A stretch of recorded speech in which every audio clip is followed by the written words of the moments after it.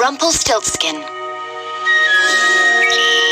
Once upon a time, there was a small kingdom at the edge of a dark wood forest.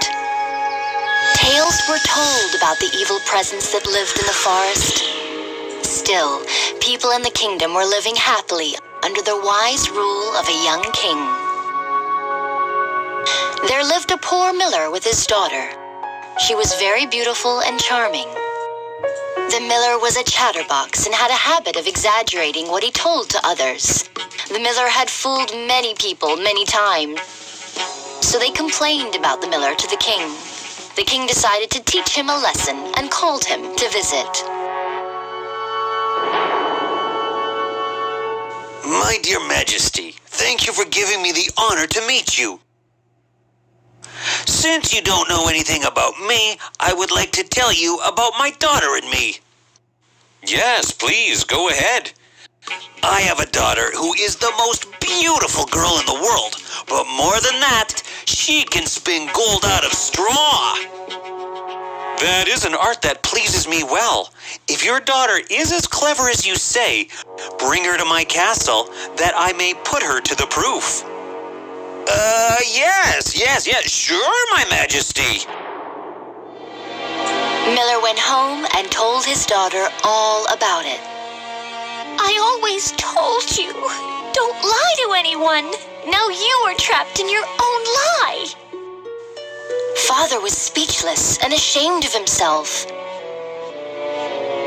Both left for the castle to face the upcoming disasters. Oh, welcome, Mr. Miller. Welcome, beautiful lady. You are as beautiful as your father described. I hope you would spin the gold from straw. Let's not waste any time. Come with me. The king himself led her into a room that was quite full of straws and gave her a wheel and spindle. Now set to work, and if by early morning you have not spun this straw to gold, you and your father shall die. Keep the guard. Be sure she does not escape. The poor miller's daughter didn't know what to do. Her distress grew so great that she began to weep. Suddenly a bright light beamed, and there appeared a fearsome-looking little man. Good evening, Miller's daughter. Why are you crying?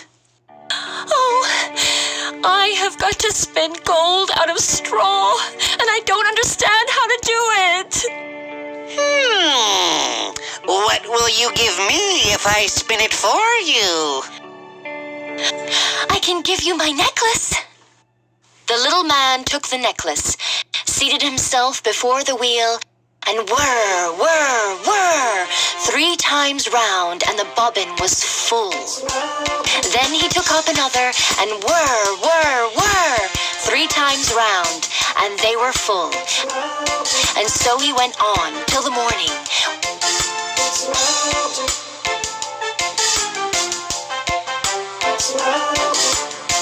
All the straw had been spun, and all the bobbins were full of gold. Thank you, little man. May I know who you are? What's your name? The little man laughed and disappeared in an instant.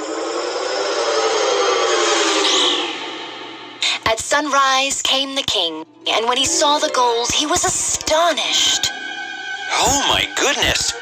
I was thinking that your boastful father was lying to me. Now you go and take some rest. I will meet you in the evening. The miller's daughter thought that the king would now reward her and let her go home peacefully. But in the evening, the greedy king took her into another room filled with straw, much bigger than the previous room. If you value you and your father's life, you must spin all of this into gold tonight. The girl did not know what to do, so she began to cry again. Soon the little man appeared in the room again. Stop crying, girl. What will you give me if I spin all this straw into gold? The girl thought for a while and noticed the golden ring in her hand. the last precious thing she could offer him. "Take this ring from my finger." The little man pulled the ring and began to spin the wheel, whirring round.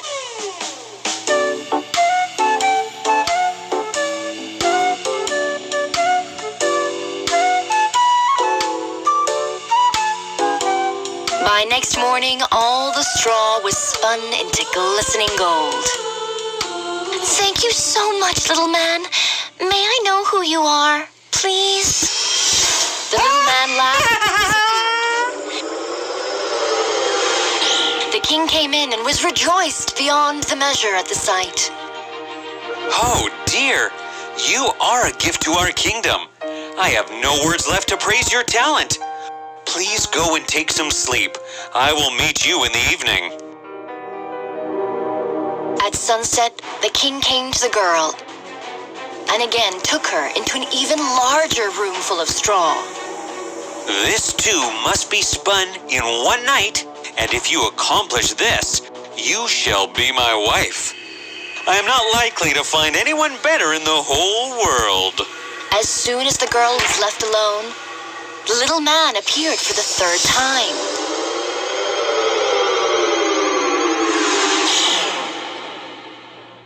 What will you give me if I spin the straw for you this time? "I have nothing left to give." Okay, don't cry. Then you must promise me to give me your first child after you are queen. She had no other option but to say yes. Promise me that you will not forget your word.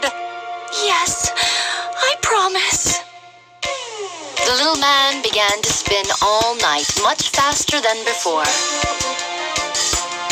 All the straw was spun into gold. As he finished his work for the night, he laughed and disappeared immediately. In the morning, the king came and found all the work done according to his wish. Oh, dear. You have proved yourself enough. I am going to marry you tomorrow. The miller's pretty daughter became the queen. In a year's time, she brought a child into the world. She forgot about her promise to the little man. One day, when she was all alone in her room, suddenly, the little man appeared in her room. Did you forget your promise, queen? No, I still remember it, but I love my baby very much. Can I ask some favor of you? I'm the queen now. You can ask anything you want instead of my baby. I can give you whatever you ask for.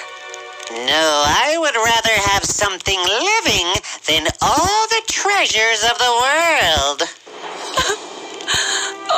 Oh, little man, I beg you for this. Please leave my baby. Please. The little man had pity upon her. He put one strict condition to guess his name. I will give you 3 days, and if at the end of that time you cannot guess my name, you must give the child to me. Thank you, little man.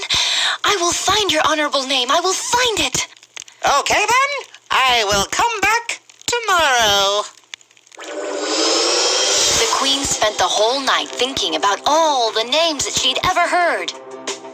Next day, she sent a messenger to ask far and wide for all the names that could be found.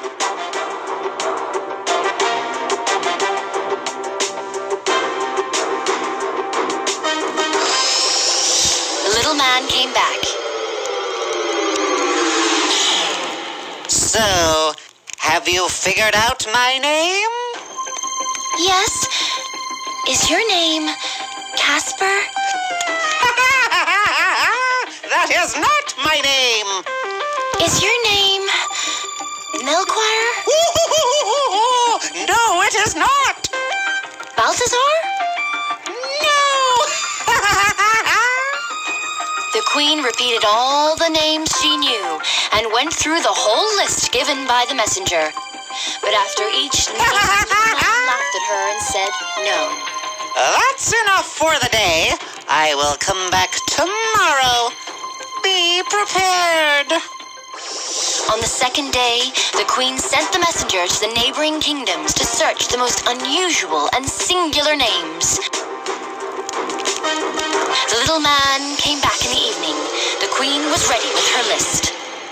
Perhaps you are roast ribs? That is not my name. Sheepshanks? No, it is not. Spindleshanks? No. The queen went through the entire list, but after each name, the little man said no. Tomorrow is the last day, my queen, and I doubt you can save your baby. The queen got worried. But on the third day, she heard something unusual from the messenger. I have not been able to find one single new name, but as I passed through the woods, I came to a high hill, and nearby there was a small house, and before the house burned a fire, and round the fire danced a comical little man, and he hopped on one leg and sung, Today I bake and tomorrow I brew. The day after that the queen's child comes in. And ooh, I am glad that nobody knew that my name is Rumpelstiltskin. That's it! You cannot imagine how relieved I am. The queen immediately pulled out her necklace and gave it to the messenger as a reward. After some time, the little man reappeared. Now, queen, what is my name?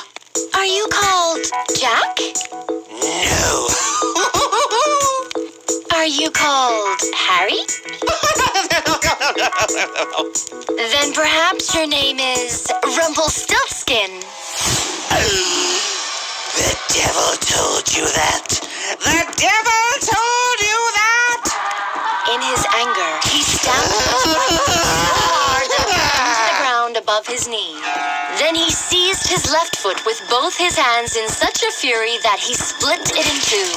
And there and then was the end of Rumpelstiltskin. And the queen lived happily with her child and king thereafter.